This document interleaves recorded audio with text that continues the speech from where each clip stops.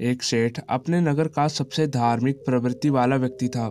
सेठ के पास अधिक धन था, संपत्ति थी, किसी भी चीज की कोई भी कमी नहीं थी। वे बहुत सुख से अपना जीवन अपने परिवार के साथ जी रहा था। सेठ और उसकी पत्नी शुरू से ही असहाय लोगों की मदद करते थे।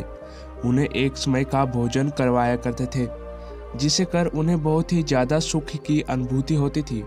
और वहीं वो दोनों साधु महात्मा को भी बहुत मानते थे। उन पर उनका बड़ा विश्वास था।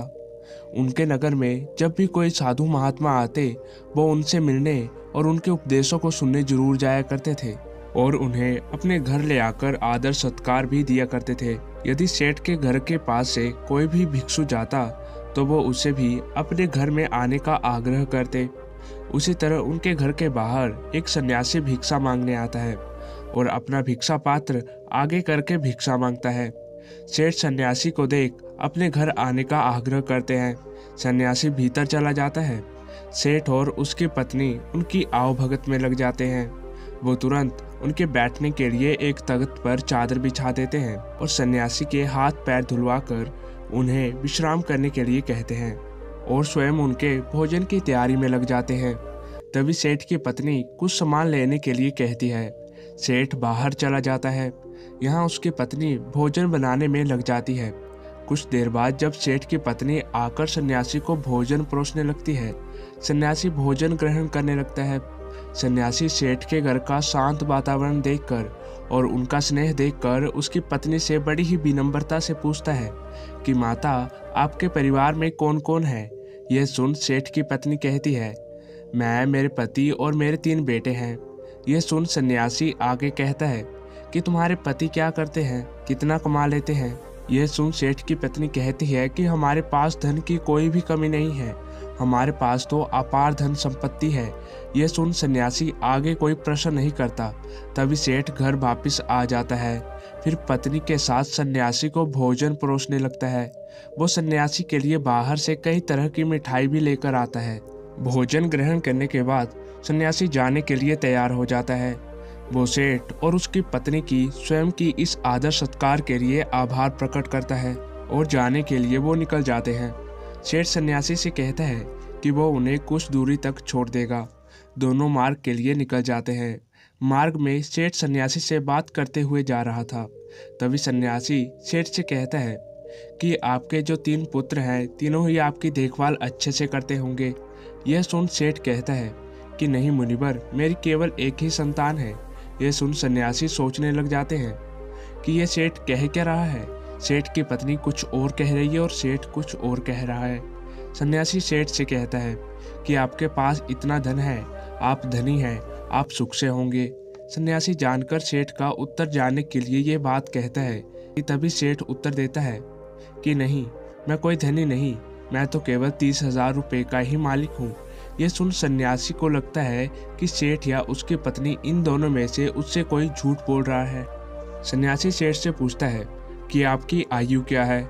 सेठ कहता है कि मैं 50 वर्ष का हूँ। यह सुन सन्यासी को लगता है कि यह सेठ एक वृद्ध व्यक्ति है, इसकी आयु 70 से कम नहीं है। लेकिन ये हर बार गलत उत्तर क्यों दे रहे हैं, झूठ क्यों बोल रहे हैं। यही सोच सन्यासी अब सेठ से कहता है, आप इतने धार्मिक होकर भी झूठ बोलते हैं, असत्य का सहारा लेते हैं, आपको देखकर ऐसा लगता तो नहीं। यह सुन सेठ हैरानी से कहता है, क्षमा करें मुनिवर, पर मैंने आपसे क्या झूठ बोला है, मैंने तो आपसे ऐसा कुछ भी नहीं कहा। यह सुन सन्यासी कहता है कि जो कुछ भी मैंने आपसे पूछा वही प्रश्न मैंने आपकी पत्नी से भी किए, लेकिन दोनों के उत्तर अलग हैं। यह सुन सेठ कहता है कि कैसे प्रश्न मुनिवर। तब सन्यासी कहता है, मैंने आपकी पत्नी से पूछा था कि उनके घर में कौन कौन है, तो उन्होंने कहा कि आप दोनों के अलावा आपके 3 पुत्र हैं, लेकिन आप कह रहे हैं कि आपकी केवल एक ही संतान है। जब मैंने आपसे धन के बारे में पूछा कि कितना है, तो आपकी पत्नी ने बताया कि आपके पास बहुत धन है, आप इस नगर के धनी लोगों में से एक हैं और आप कहते हैं कि आप केवल 30,000 रुपये के ही मालिक हैं। अभी मैंने जब आपकी आयु पूछी तब आप 50 वर्ष बता रहे हैं, जबकि देखने में आप 70 से अधिक के लगते हैं, यानी आपने झूठ कहा। यह सुन सेठ बड़े ही विनम्र स्वर से कहता है कि क्षमा करें मुनिवर, पर झूठ बोलना पाप है, तो भला मैं आपसे झूठ क्यों बोलूँगा। और वो भी आप जैसे महात्मा से, जिन्हें मैं इतना मानता हूँ। ना तो मैंने आपसे कोई झूठ कहा, ना तो मेरी पत्नी ने। हमने बस सत्य बताया है। यह सुन सन्यासी कहता है कि लेकिन आप दोनों के सत्य अलग क्यों हैं? यह सुन सेठ कहता है कि यह सत्य है कि मेरे 3 पुत्र हैं, लेकिन जो मेरी आज्ञा का पालन करता है वो केवल मेरा एक ही पुत्र है। बाकी दोनों अपने माता पिता से कोई मतलब ही नहीं रखते हैं। जो कुसंग में रहता है वो मेरा अपना कैसे? इसलिए मेरे लिए मेरी एक ही संतान है। आपके दूसरे प्रश्न के अनुसार रही धन की बात, तो मुनिवर, मेरे लिए मेरा वही धन अपना है जो मैं स्वयं के जीवन में उपयोग करता हूँ, और वो इतना ही है जितना मैंने आपको बताया। बाकी सब जो है वो मेरा नहीं है। उसमें से कुछ मैं असहाय लोगों की जरूरत कर देता हूँ, कुछ गरीबों की मदद कर देता हूँ, तो कुछ मेरे इस देह को त्यागने के बाद मेरे सभी सगे संबंधी ले जाएंगे, तो उस पर मेरा कैसा अधिकार? अब बात करें अंतिम प्रश्न की, तो मैंने अपने 50 वर्ष की आयु तक महात्माओं की शरण में जाकर शिक्षा लेना, जीवन के सही मूल्य को समझना सीखा है, उनकी सेवा की है। उस पर ही मैं इस संघ से जुड़ गया हूँ। यही कारण है कि मैंने आपको अपनी यह आयु बताई। अब आप ही बताइए कि मैंने इसमें कुछ झूठ कहा क्या?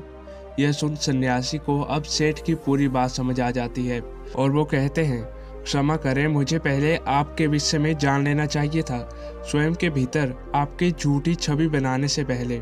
और तब सन्यासी सेठ की बात का मान रखते हुए आगे बढ़ जाता है और सेठ पुनः अपने घर लौट जाता है। अर्थात किसी के प्रति अपना नजरिया बनाने से पहले, प्रतिक्रिया देने से पहले सामने वाले की बातों को भी पूरा सुन लेना चाहिए। दोस्तों, वीडियो को आगे बढ़ाने से पहले हमारे चैनल को जरूर सब्सक्राइब कर लें और कमेंट सेक्शन में नमो बुद्धाय जरूर लिखें। एक बार व्यक्ति किसी महात्मा के आश्रम में बैठ उनके उपदेशों को सुन रहा था। तभी वो महात्मा से कहता है कि मुनिवर, आप सभी संत महात्मा चिंता से जुड़ी कई उपदेश देते हैं। क्या आप हमें कोई ऐसा हथियार नहीं बता सकते जिससे हम चिंता को स्वयं के जीवन से निकाल कर फेंक ही दें? चिंता में ऐसा क्या है जो व्यक्ति को बर्बाद कर देती है? क्योंकि एक तनावग्रस्त व्यक्ति इतना परेशान हो जाता है कि सब कुछ वो गवा देता है। ऐसा आखिर क्यों होता है? उस व्यक्ति की बात सुन महात्मा कहते हैं कि चिंता एक ऐसी मानसिक समस्या है, यदि व्यक्ति को पकड़ ले तो उसे डुबो देती है। उसे केवल स्वयं से मुक्त कर ही सुखी रह सकते हैं, और यह तब होता है जब आप स्वयं को अंदर से मजबूत कर दें। आपको केवल यह समझना है कि परिस्थितियां चाहे जैसी भी हो, हमें उस समय तनाव में नहीं आना है, घबराना नहीं है, बल्कि स्वयं को भीतर से मजबूत रखना है। यदि आपने अपने भीतर हौसला रखा तो कोई चिंता आपका कुछ नहीं बिगाड़ सकती। यह सुन व्यक्ति कहता है कि किंतु ऐसा होता क्यों है? क्यों एक छोटी सी चिंता भी हमारे मुख की हंसी को छीन लेती है? यह सुन महात्मा कहते हैं कि आपको एक छोटी सी कहानी सुनाता हूँ, ध्यान से एकाग्र होकर सुनना। एक बार एक पिता अपने पुत्र को काफी निराश और परेशान देखते हैं। वो प्रतिदिन उसे यूं ही देखते हैं। वो उसे देख समझ गए थे कि कोई बात अवश्य है जो उसके पुत्र को भीतर से परेशान किए हुए है। पिता ने कई बार पुत्र से यह पूछना चाहा कि वो किस चिंता में है, लेकिन पुत्र हर बार यह दिखाता कि कुछ नहीं हुआ। वो वहां से चला जाता है। पुत्र के व्यवहार से पिता को यह विश्वास हो गया था कि अवश्य ही कोई बात है, चिंता है जो उसे भीतर से खाए जा रही है, लेकिन वो बता नहीं रहा है। तब पिता ने एक दिन पुत्र को अपने पास बुलाया और उससे समझाते हुए कहा कि हम जीवन में कितनी भी सफलता क्यों ना पा लें, लेकिन यदि हमारे भीतर चिंता या तनाव ने घर बना लिया है तो ये हमारी उन्नति के बीच बाधा बन सकता है। चिंता व्यक्ति को आगे बढ़ने नहीं देती, उसके भीतर कई सारी नकारात्मकता को भर देती है। चिंता बहुत ही भयानक होती है, यह सुखी समृद्ध घर को भी तबाह कर देती है। यह सब सुन पुत्र कहता है कि आप कहना क्या चाहते हैं पिताजी? मैं समझा नहीं। तब पिता पुत्र को लेकर एक जंगल की तरफ चले जाते हैं और वहां पहुंचकर पुत्र से कहते हैं कि ये पेड़ जो तुम देख रहे हो यह कई वर्षों पुराना है। यह मेरे पिता के पिता यानी कि 3 पीढ़ियों से भी पुराना पेड़ है और आज भी बाहर से उतना ही मजबूत है जितना पहले था। चाहे कितनी भी आंधी तूफान वर्षा क्यों ना आ जाए, इस वृक्ष को हिला तक नहीं पाई है। यही नहीं, इस पर न जाने आज तक कितने पेड़ टूट कर गिर गए हैं, बिजली गिर गई है, ये पेड़ फिर भी नहीं गिरा, वहीं पर खड़ा है पूरी मजबूती के साथ। यह सब सुन पुत्र पिता से कहता है कि यह सब आप मुझे क्यों बता रहे हैं। तब पिता आगे उससे कहते हैं कि यहाँ मेरे साथ पीछे की तरफ आओ, कुछ दिखाता हूँ। यह सब सुन पुत्र पिता के साथ उस पेड़ के पीछे चला जाता है और कहता है कि ये पेड़ के पीछे दीमक देख रहे हो। पुत्र कहता है कि हाँ। पिता कहते हैं कि इसी दीमक ने भीतर से इसकी छालों को पूरी तरह कुतर दिया है और बाहर की तरफ यह पूरी तरह से खराब हो गया है। यह सब सुन पुत्र अब की बार भड़क जाता है और कहता है कि लेकिन आप कहना क्या चाहते हैं, मुझे यह सब क्यों बता रहे हैं, भला मैं इन पेड़ों के बारे में जानकर क्या करूँगा। पुत्र को यूं क्रोध में देखकर पिता कहते हैं कि शांत हो जाओ, तुम्हें सही तरह से बात समझाने के लिए ये सब मैं कर रहा हूँ। यह सब सुन पुत्र कहता है कि लेकिन आप मुझे समझाना क्या चाहते हैं और क्यों। तब पिता कहते हैं कि जिस प्रकार यह पेड़ किसी भी आंधी तूफान बारिश या बिजली के गिरने पर नहीं गिरा, पर एक दीमक ने इसे कमजोर कर दिया और इतने वर्षों से खड़े इस पेड़ को आज गिरने के लिए मजबूर कर दिया, उसी प्रकार व्यक्ति के भीतर बैठी चिंता उसके पतन का तबाही का कारण बन जाती है। आप चाहे कितनी भी मेहनत क्यों ना कर रहे हो, उन्नति क्यों ना कर रहे हो, यदि आपके भीतर किसी बात की चिंता है और वो बाहर नहीं आ रही है, तो वो इस दीमक के समान आपको अंदर से कमजोर कर देगी और आपकी उन्नति वहीं रुक जाएगी। एक चिंता आपसे सब कुछ छीन लेगी। इसलिए स्वयं को कभी इतना तनाव में मत लाओ कि आप स्वयं के आगे ही कमजोर पड़ जाओ। पिता की यह सब बात सुनकर पुत्र कहता है कि लेकिन यह सब जानकर कोई थोड़ी करता है, परिस्थितियां ऐसी हो जाती है। तब पिता आगे कहते हैं कि परिस्थितियां चाहे कैसी भी हो, चिंता में होने से, तनाव में आने से क्या वो सही हो जाएंगी? नहीं, चिंता करना, परेशान हो जाना किसी भी समस्या का हल बिल्कुल भी नहीं है। जब आपको कोई मार्ग ना दिखे तो कुछ समय के लिए शांत होकर एक जगह बैठ जाओ, खुद को समय दें और सोचें कि किस तरह इस कठिन समय से निकला जा सकता है। कोई भी समस्या इतनी बड़ी नहीं होती कि उसका हल ना हो। हर समस्या अपने साथ हल लेकर आती है। तुम्हारी समस्या का भी हल होगा, पर जरूरत है उस कठिन समय में खुद को साहसी बनाने की। पिता की इस बात को सुन पुत्र को उनकी बात का सही अर्थ समझ में आ जाता है कि वो उससे कहना क्या चाहते हैं। इस कहानी को पूरा करके महात्मा कहते हैं कि अब तुम समझे कि एक छोटी सी चिंता भी आपके जीवन को कितना प्रभावित करती है।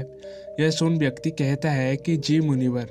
महात्मा आगे कहते हैं कि चिंता, दुख, तनाव सब हमें कमजोर कर देते हैं। हमें इन्हें स्वयं के जीवन से इन्हें पूरी तरह त्याग देना चाहिए और जो ऐसा कर लेते हैं वो सदैव जीवन में स्वयं खुश रहते हैं। जीवन में परिस्थितियां चाहे कोई भी हो, समय कभी भी एक सा नहीं होता, हमेशा बदलता रहता है।